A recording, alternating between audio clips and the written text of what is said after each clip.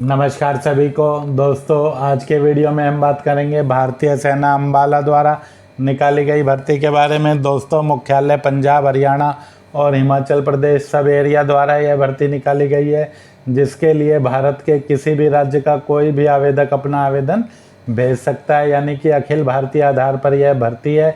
भर्ती पूरी तरह से सरकारी है, कोई भी कॉन्ट्रैक्ट जो भी है नहीं है। कुल 37 पदों पर यह भर्ती की जा रही है, जिसमें clerk, steno, fireman, cook, messenger, चौकीदार, सफाई वाला व कुछ अन्य पदों पर यह भर्ती की जा रही है। पुरुष और महिला कोई भी अपना आवेदन भेज सकता है। योग्यता: इन पदों पर भर्ती के लिए कम से कम 10वीं पास होनी चाहिए। तो देखिए, सभी जातियों के लिए यह भर्ती निकाली गई है, जिसके लिए अंतिम तिथि की बात करें तो 29 सितंबर यहाँ पर रखी गई है। यानी कि 29 सितंबर तक आपका आवेदन है वह डाक के माध्यम से पंजाब, हरियाणा और हिमाचल प्रदेश सब एरिया अम्बाला के पते पर पहुंच जाना चाहिए। तो देखिए दोस्तों, कौन कौन से पद हैं, पद किस कैटेगरी में रिक्त हैं, यह सब जानने के लिए वीडियो को अंत तक ज़रूर देखें, ताकि आपसे किसी भी प्रकार की कोई भी गलती फार्म को भरने में न हो। इसी वीडियो में हम आपको फार्म के प्रत्येक कॉलम को भरने के बारे में भी बताएंगे, तो वीडियो में अंत तक ज़रूर बने रहें।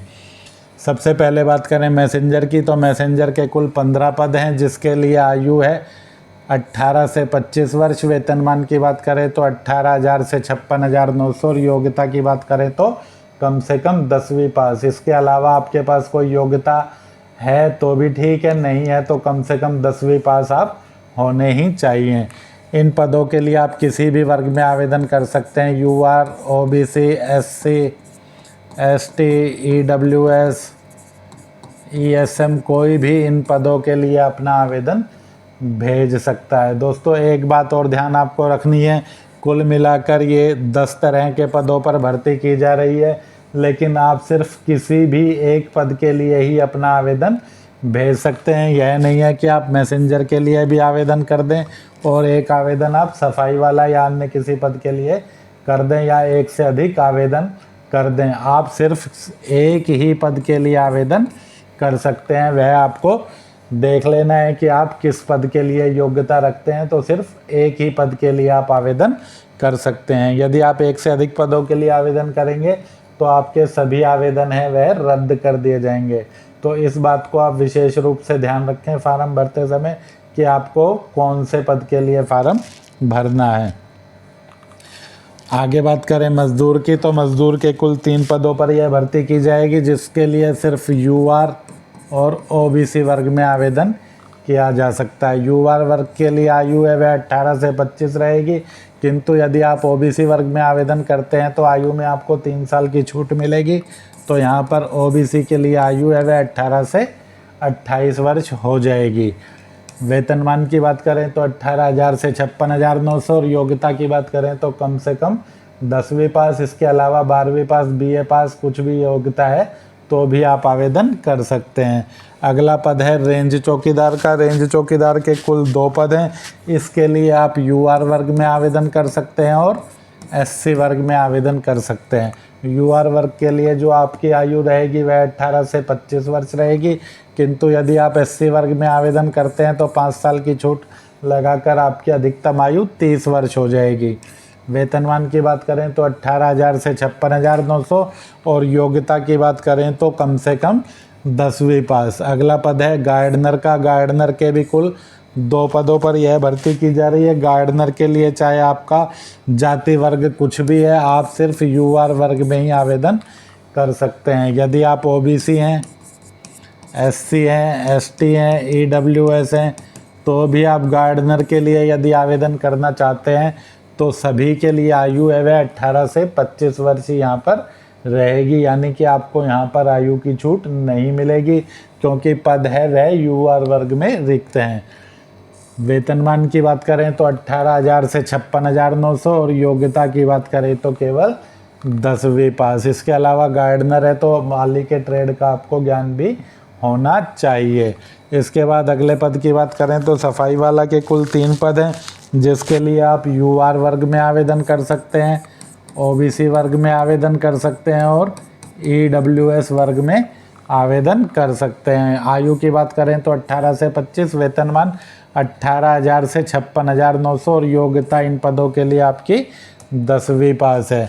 आगे बात करें तो कुक के कुल 5 पद हैं। कुक के पदों के लिए यदि आप आवेदन करना चाहते हैं तो आप यूआर वर्ग में आवेदन कर सकते हैं, ओबीसी वर्ग में आवेदन कर सकते हैं, एससी वर्ग में आवेदन कर सकते हैं और एसटी वर्ग में आवेदन कर सकते हैं। इन पदों के लिए आयु है वह 18 से 25 वर्ष रहेगी, किंतु ओबीसी वर्ग में आवेदन कर रहे हैं तो 18 से 28, एससी एसटी वर्ग के लिए 5 साल की छूट लगाकर 18 से 30 वर्ष। वेतनमान आपका 18,000 से 56,900 ही रहेगा। और योग्यता की बात करें तो आपकी योग्यता है वह 10वीं पास और कुकिंग के कार्य का ज्ञान आपको होना चाहिए। अगला पद है सिविलियन स्विच बोर्ड ऑपरेटर। इन पदों के लिए यदि आप आवेदन करना चाहते हैं तो आप ओबीसी वर्ग में आवेदन कर सकते हैं, एसटी वर्ग में आवेदन कर सकते हैं या फिर ईएसएम वर्ग में यानी एक्स सर्विसमैन।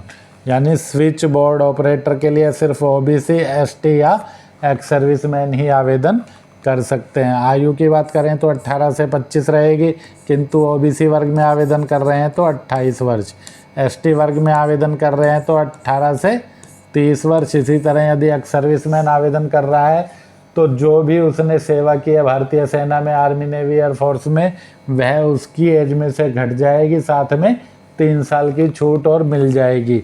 मान लीजिए आपकी आयु अभी 45 वर्ष है और आपने 15 साल तक भारतीय सेना में सेवा की है तो 15 और 3 18 साल की आपको आयु में छूट मिल जाएगी। 18 यदि आपकी आयु में से घटा दें तो आपकी आयु बनती है 27 वर्ष। तो आप इस पर आवेदन करने के पात्र नहीं होंगे क्योंकि 18 से 25 वर्ष है। किंतु यदि आपकी सेवा 20 वर्ष है तो 20 और 3 23 घट जाएगा, 23 घट जाएगा तो आपकी आयु रह जाएगी 22 साल, तो आप आवेदन करने के पात्र हो जाएंगे। यानी एक्स सर्विसमैन को जो छूट मिलेगी वह की गई सेवा जमा 3 वर्ष की यहाँ मिलेगी। उसके बाद आपका एज क्राइटेरिया है वह जो भी दिया गया है उसमें आना चाहिए। इसके लिए आपकी योग्यता है वह 10वीं पास होनी चाहिए और आपको पीबीएक्स बोर्ड संचालन का ज्ञान होना चाहिए, यानी कि प्राइवेट एक्सचेंज बोर्ड चलाने का आपको ज्ञान होना चाहिए। अगले पद की बात करें तो फायरमैन है। फायरमैन के कुल 2 पदों पर यह भर्ती की जा रही है। दोनों पद आपके सामान्य वर्ग में रिक्त हैं। एससी, बीसी, जर्नल कोई भी आवेदन कर सकता है, लेकिन आयु की कोई छूट यहाँ पर नहीं मिलेगी। 18 से 25 साल। वेतनमान आपका 19,900 से 63,200। योग्यता की बात करें तो 10वीं पास, किंतु साथ में आपका शारीरिक मापदंड है वह कम से कम हाइट आपकी 165 सेंटीमीटर हो और सीना आपका 81.5 सेंटीमीटर और फुलाने के बाद 86 सेंटीमीटर का होना चाहिए और आपका वजन है वह कम से कम 50 किलोग्राम होना चाहिए। अगला पद है लोअर डिवीज़न क्लर्क का। इस पद के लिए भी यूआर वर्ग में ही आवेदन कर सकते हैं। आयु आपकी 18 से 25 वर्ष ही रहेगी, चाहे आप किसी भी कैटेगरी से संबंधित हो। वेतनमान आपका 19,900 से 63,200 रहेगा। योग्यता की बात करें तो 12वीं पास और कंप्यूटर पर आपकी अंग्रेजी टाइप में 35 शब्द या हिंदी टाइप में 30 शब्द प्रति मिनट की गति होनी चाहिए। अगला पद है स्टेनोग्राफर का। यह भी एक ही पद है। यूआर वर्ग में आप आवेदन कर सकते हैं। तो आयु आपकी 18 से 25, वेतनमान 25,500 से 81,100 और योग्यता आपकी 12वीं पास और स्टेनोग्राफी में आपकी 80 शब्द प्रति मिनट की गति और टाइपिंग में आपकी 30 शब्द प्रति मिनट की गति होनी चाहिए। साथ ही आपको कंप्यूटर का ज्ञान भी होना चाहिए। आयु की गणना है वह आपकी अंतिम तिथि के अनुसार की जाएगी, यानी कि 29 सितंबर को आपकी आयु है वह कम से कम 18 साल और अधिकतम 25 साल होनी चाहिए। आरक्षित वर्ग के आवेदक हैं तो ओबीसी में सीट रिक्त होने पर 3 साल की छूट मिलेगी। एससी एसटी वर्ग में सीट रिक्त होने पर आपको 5 साल की छूट मिलेगी। ईडब्ल्यूएस आवेदकों को आयु में कोई भी छूट नहीं दी जाती है। उनकी आयु है वह सामान्य वर्ग की भांति ही रहेगी। सभी पदों के लिए आयु 18 से 25 वर्ष है, यह ध्यान रखें। पदों पर भर्ती के लिए किसी भी आवेदक को कोई शुल्क नहीं देना है, चाहे आपकी जाति कुछ भी है, सामान्य है, journal, SC ST, OBC, EWS, कोई भी जाति है आपकी, किसी भी जाति के आवेदक के लिए कोई भी बैंक ड्राफ्ट या पोस्टल आर्डर यहाँ पर नहीं लगेगा। आवेदन है वह आपको डाक के माध्यम से भेजना है। साधारण डाक से आप आवेदन भेज सकते हैं, रजिस्ट्री से भेज सकते हैं या स्पीड पोस्ट से भी भेज सकते हैं। आवेदन भेजने का जो पता रहेगा वह है आपका central recruiting agency, headquarter PH&HP first सब area, Ambala cantt, district Ambala, pin code 133001 Haryana. इस पते पर आपको अपना आवेदन है वह सिर्फ डाक के माध्यम से ही भेजना है। आवेदन के साथ आपको जो डॉक्यूमेंट लगाने हैं वह सभी आपके सेल्फ अटेस्टेड होने चाहिए। उनमें आपको अपनी शैक्षिक योग्यता के प्रमाण पत्र, कम से कम 10वीं का उच्च योग्यता है, 12वीं स्नातक है तो उनके प्रमाण पत्र भी आप भेज सकते हैं। एक स्वयं का पता लिखा लिफाफा आपको भेजना है जिस पर आपको 25 रुपये का डाक टिकट लगाना है। किंतु एक बात यहाँ पर ध्यान रखें, यदि आप फायरमैन के पद के लिए आवेदन कर रहे हैं तो फिर आपको स्वयं के पते लिखे एक के बजाय 2 लिफाफे भेजने हैं और दोनों पर आपको 25-25 रुपये के टिकट लगाने हैं। यानी सिर्फ फायरमैन के पद के लिए जो आवेदन कर रहे हैं वह 2 लिफाफे भेजेंगे, बाकी आप चाहे किसी भी पद के लिए आवेदन कर रहे हैं तो एक स्वयं का पता लिखा लिफाफा ही आप भेजेंगे। यदि आप आरक्षित वर्ग में आवेदन कर रहे हैं तो आपको अपना जाति प्रमाण पत्र भेजना है। जाति प्रमाण पत्र आपको केंद्र सरकार वाला भेजना है, स्टेट गवर्नमेंट वाला नहीं भेजना है। पद से संबंधित कोई अनुभव है आपके पास तो अनुभव प्रमाण पत्र की प्रति भेजनी है। इसके अलावा आपको आधार कार्ड की प्रति भेजनी है, निवास प्रमाण पत्र यानी डोमिसाइल प्रमाण पत्र की प्रति भेजनी है और कोई भी ID प्रूफ है उसकी प्रति भी आपको भेजनी है। यदि आप EWS वर्ग में आवेदन कर रहे हैं, दिव्यांग वर्ग में आवेदन कर रहे हैं तो उस प्रमाण पत्र की प्रति भी आपको भेजनी है। यदि आप भूतपूर्व सैनिक हैं तो आपको PP और डिस्चार्ज प्रमाण पत्र की प्रति भी आवेदन के साथ भेजनी है। इसके अलावा आपको 2 अतिरिक्त पासपोर्ट आकार के फोटोग्राफ भी इस फार्म के साथ भेजने हैं जिन पर आपको अपने हस्ताक्षर करने हैं। फिजिकल फिटनेस के लिए आपको मेडिकल प्रमाण पत्र भेजना है। यदि आप वर्तमान में कोई भी सरकारी जॉब कर रहे हैं तो आपको अपने नियोक्ता से नॉट ऑब्जेक्शन सर्टिफिकेट यानी NOC भी लेकर भेजनी है। NOC केवल उन्हीं को लेकर भेजनी है जो सरकारी जॉब में लगे हुए हैं। आवेदन वाले लिफाफे के ऊपर आपको जिस भी पद के लिए आवेदन कर रहे हैं उसका नाम और जिस भी कैटेगरी में आप आवेदन कर रहे हैं वह लिख देना है। आवेदन के सभी कॉलम आपको अपनी ही हस्तलिपि में भरने हैं। दोस्तों एक बात ध्यान रखें, आजकल बहुत से YouTube वाले कहते हैं कि आप हमें डॉक्यूमेंट भेज दीजिए, हम आपका फार्म भरकर भेज देंगे। तो ऐसे चक्रों में आप न पड़ें, क्योंकि जो भी ऑफलाइन भर्तियां होती हैं उनके फार्म आपको स्वयं ही भरकर भेजने होते हैं। दूसरा सबसे बड़ी चीज़ है हस्ताक्षर की। यदि कोई अन्य व्यक्ति आपका फार्म भरकर भेज रहा है तो ठीक है, वह डॉक्यूमेंट तो आपके व्हाट्सएप पर ले लेगा, लेकिन हस्ताक्षर कौन करेगा? अंगूठे का निशान आपका जिन फार्मों पर लगेगा उन पर आपके अंगूठे का निशान किस तरह से आप लगाओगे? तो वह संभव नहीं है। बाद में आप भर्ती प्रक्रिया से बाहर हो जाएंगे, फॉर्जरी में फंसेंगे। इससे अच्छा है कि आप अपना फार्म स्वयं ही भरकर भेजें। यहाँ पर इस वीडियो में आपको फार्म भरने के बारे में पूरी जानकारी दी जाएगी, तो आप वीडियो देख लें। यदि आपको फार्म नहीं भरना आता है तो हमारे चैनल पर सभी ऑफलाइन फार्म से संबंधित वीडियो डाले जाते हैं। फार्म में आपको किसी भी प्रकार की कोई कटिंग नहीं करनी है और फार्म के सभी कॉलम आपको अंग्रेजी के कैपिटल लेटर में ही भरने हैं। यह बात भी आपको ध्यान में रखनी है। और जैसा कि अभी थोड़ी देर पहले भी मैंने आपको बताया था, सिर्फ एक ही पद के लिए आप आवेदन कर सकते हैं। तो आपको आवेदन करने से पूर्व ध्यानपूर्वक अपना पद चुन लेना है कि आप किस पद के लिए आवेदन करना चाहते हैं। रेफरेंस नंबर की बात करें तो इन पदों के लिए जो रेफरेंस है वह आपको आवेदन में डालना है। वह है आपका एम्प्लॉयमेंट न्यूज़पेपर के नाम में, एडवर्टाइजमेंट नंबर में 1152/2/CRA और डेट में आपको 9 सितंबर, यानी कि यह विज्ञापन आपका 9 सितंबर के रोजगार समाचार में प्रकाशित हो रहा है। तो दोस्तों 9 सितंबर से पहले आपको यह फार्म डाक से नहीं भेजना है। यह बात भी आपको ध्यान में रखनी है। जब इसका प्रकाशन रोजगार समाचार में 9 सितंबर को हो जाएगा उसके बाद ही आपको अपना आवेदन है वह भेजना है। दोस्तों यदि आपको ऑफलाइन भर्ती से संबंधित सूचनाएं नहीं मिल पाती हैं तो आप हमारा टेलीग्राम चैनल सिंघल प्रकाशन है वह ज्वाइन कर सकते हैं। हमारे टेलीग्राम चैनल से जुड़ने का लिंक इस वीडियो के डिस्क्रिप्शन में दिया गया है। यदि आपको किसी भी भर्ती का ऑफलाइन फार्म नहीं मिल पाता है तो आप किसी भी भर्ती का ऑफलाइन फार्म vacancyforum.com से भी डाउनलोड कर सकते हैं। इस फार्म को डाउनलोड करने का लिंक भी इस वीडियो के डिस्क्रिप्शन में है, वहां से आप डाउनलोड कर सकते हैं और फार्म की PDF आपको डाउनलोड हो जाएगी, उसका प्रिंट निकाल कर आप भर सकते हैं। देखिए भर्ती का फार्म आपको किस प्रकार से भरना है। सबसे पहले एप्लीकेशन फॉर रिक्रूटमेंट, जिस भी पद के लिए आप आवेदन करना चाह रहे हैं उस पद का नाम आपको इसमें लिखना है। आपके सामने पद की बात करें तो कुल 10 तरह के ये पद हैं, जिनमें से आपको जिस भी पद के लिए आवेदन करना है वह आपको देख लेना है। मान लीजिए मुझे मैसेंजर के पद के लिए आवेदन करना है तो मुझे यहाँ पर मैसेंजर लिखना है। फायरमैन के लिए आवेदन करना है तो फायरमैन लिखना है। लोअर डिवीज़न क्लर्क के लिए आवेदन करना है तो लोअर डिवीज़न क्लर्क लिखना है। स्टेनो के लिए आवेदन करना है तो स्टेनो लिखना है।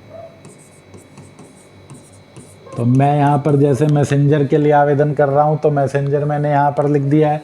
यहाँ पर आपको अपनी एक फ़ोटो चिपका देनी है और उस पर अपना हस्ताक्षर भी कर देना है। देखिए स्पष्ट रूप से लिखा गया है 1 कैंडिडेट फिल ओनली 1 एप्लीकेशन, यानी कि एक कैंडिडेट सिर्फ एक ही पद के लिए आवेदन कर सकता है। मल्टीपल एप्लीकेशन स्वीकार नहीं की जाएंगी। सभी चीज़ें आपको कैपिटल लेटर में ही भरकर भेजनी है। रेफरेंस न्यूज़पेपर में आपको एम्प्लॉयमेंट न्यूज़ लिखना है।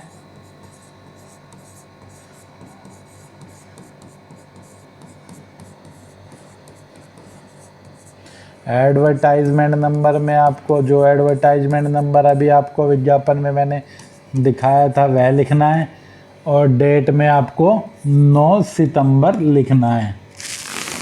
Post applied fill only 1 post, तो जो पद आप यहाँ लिख रहे हैं वही पद आपको यहाँ पर लिखना है।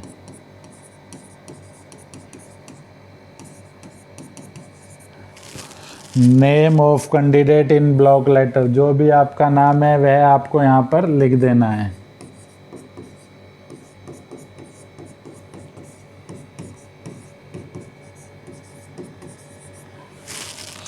कॉलम नंबर 3 में आपको अपने पिता का नाम लिखना है।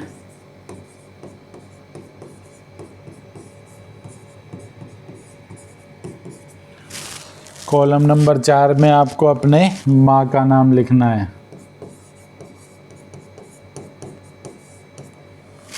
कॉलम नंबर 5 में आपको डेट ऑफ बर्थ लिखनी है। पहले में DD यानी दिनांक, दूसरे में महीना और तीसरे में वर्ष।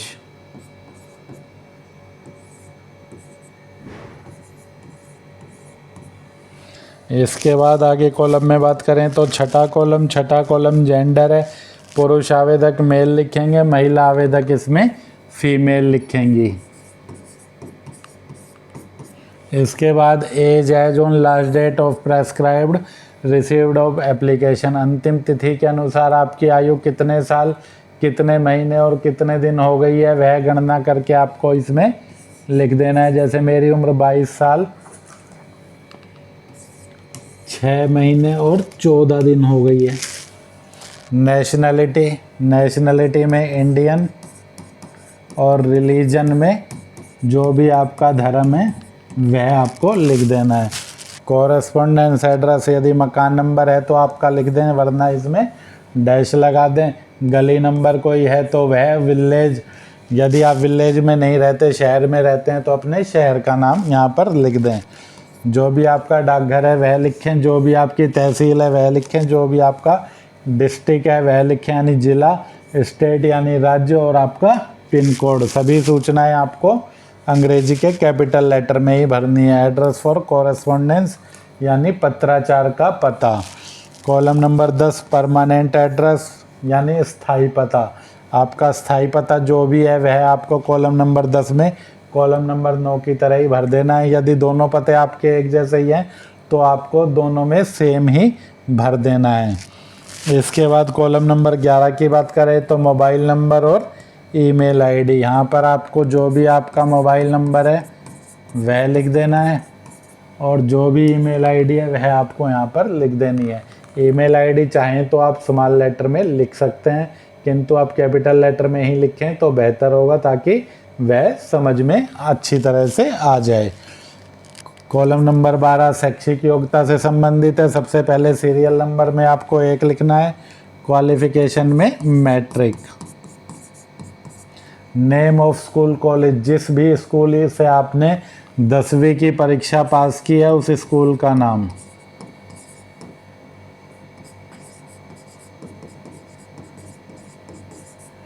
नेम ऑफ बोर्ड यूनिवर्सिटी, जिस भी बोर्ड से आपने 10वीं की परीक्षा पास की है उस बोर्ड का नाम लिखें।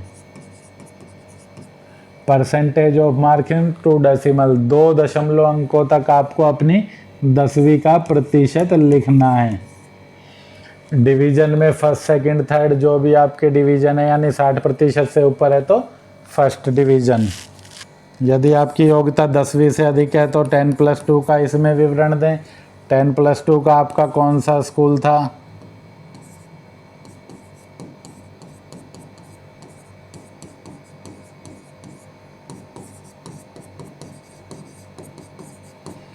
किस बोर्ड से आपने पास किया उस बोर्ड का नाम लिखें।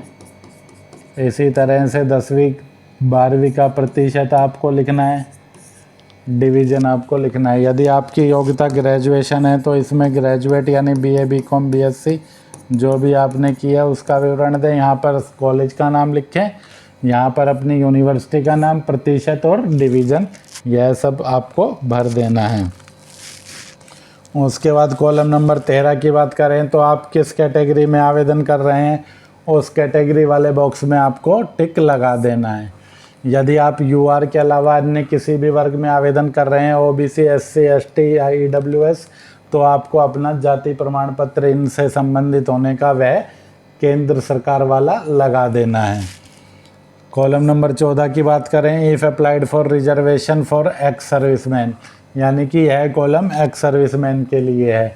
यदि आप एक्स सर्विसमैन नहीं हैं तो यहाँ पर नॉट एप्लीकेबल यानी शॉर्ट में लिखना चाहें तो NA लिख दें। यदि आप एक्स सर्विसमैन हैं तो फिर ये आपको प्रविष्टि करनी है। Date of enrolment in army navy air force, army navy या एयरफोर्स जो भी आपने ज्वाइन की है उसमें आपका एनरोलमेंट किस तिथि को हुआ था।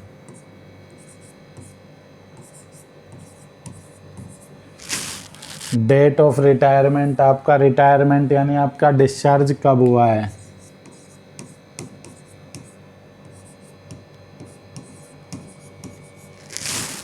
टोटल सर्विस, कितने साल, कितने महीने और कितने दिन आप सेवा में रहे हैं उसकी गणना करके आपको लिख देनी है। और अपना डिस्चार्ज सर्टिफिकेट है वह भी इस फार्म के साथ लगा देना है। कॉलम नंबर 15 की बात करें तो रजिस्टर्ड विद एम्प्लॉयमेंट एक्सचेंज, यदि आपका नाम किसी रोजगार कार्यालय में दर्ज है तो यस पर टिक कर दें, और यदि आपका नाम रोजगार कार्यालय में दर्ज नहीं है तो नो पर टिक कर दें या यहाँ पर नो लिख भी सकते हैं।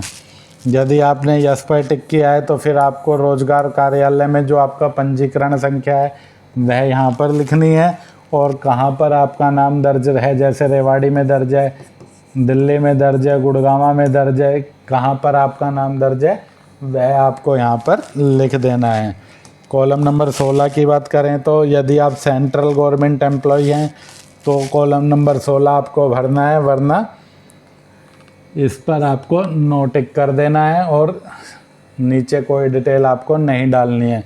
किंतु यदि आप वर्तमान में सेंट्रल गवर्नमेंट सर्विस कर रहे हैं तो यहाँ पर आपको यस टिक करना है और नेम ऑफ एम्प्लॉयर, आपको अपने एम्प्लॉयर का नाम डालना है, किस ऑफिस में आप काम कर रहे हैं उस ऑफिस की डिटेल डालनी है, नेम ऑफ द पोस्ट, किस पद पर आप काम कर रहे हैं वह डालना है, डेट ऑफ अपॉइंटमेंट, किस डेट से आप काम कर रहे हैं, कब आपका चयन हुआ था वह डेट आपको यहाँ पर डाल देनी है। वरना यहाँ पर अधिकांश बच्चों के लिए तो यह नो ही रहेगा क्योंकि ज़्यादातर बेरोजगार ही इसे भरेंगे। यदि आप यस डाल रहे हैं, सेंट्रल गवर्नमेंट एम्प्लॉय हैं, तो फिर आपको अपने नियोक्ता से है वह नो ऑब्जेक्शन सर्टिफिकेट यानी एनओसी भी लेकर इस फार्म के साथ लगानी पड़ेगी। कॉलम नंबर 17 में कुछ नहीं करना आपको। कॉलम नंबर 18 आपका डिक्लेरेशन का है। उसके बाद नीचे चलें तो डेट और प्लेस। डेट में दोस्तों यह फार्म आपका 9 सितंबर को निकलेगा, तो 9 सितंबर या उसके बाद की ही कोई भी डेट आप यहाँ पर डालें। प्लेस में आप अपने गांव शहर जहाँ भी आप निवास करते हैं वह लिख दें। इस बॉक्स में आपको बाएं हाथ का अंगूठा निशान लगाना है यदि आप पुरुष आवेदक हैं तो। यदि आप महिला आवेदक हैं तो फिर आपको अपने दाएं हाथ का अंगूठा लगाना है, यानी महिलाओं को सीधे हाथ का और पुरुषों को उल्टे हाथ का अंगूठा लगाना है। सिग्नेचर ऑफ कैंडिडेट के ऊपर आपको रनिंग स्क्रिप्ट में अपना हस्ताक्षर करना है। बाकी सभी कॉलम आपको अंग्रेजी के कैपिटल लेटर में ही भरने हैं। सिग्नेचर कभी भी आपको कैपिटल लेटर में नहीं करने हैं। फॉर ऑफिस रिकॉर्ड ओनली, यानी कि इससे नीचे के चारों कॉलम में आपको कुछ भी नहीं लिखना है, ना कोई टिक मार्क लगाना है, किसी भी प्रकार का कोई भी मार्क या कुछ भी आपको इनमें नहीं लिखना है। उसके बाद आगे बात करें एक्नॉलेजमेंट कार्ड की, तो एक्नॉलेजमेंट कार्ड के सिर्फ 5 कॉलम ही पहले आपको भरने हैं, जिसमें सबसे पहले बात करें तो आपको भरना है नेम, अपना नाम, जो भी आपका नाम है वह आपको इसमें लिखना है।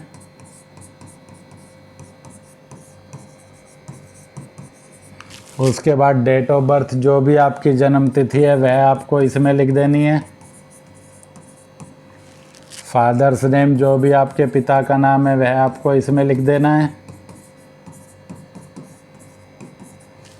नेम ऑफ पोस्ट, जिस भी पद के लिए आप आवेदन कर रहे हैं उस पद का नाम आपको इसमें लिख देना है।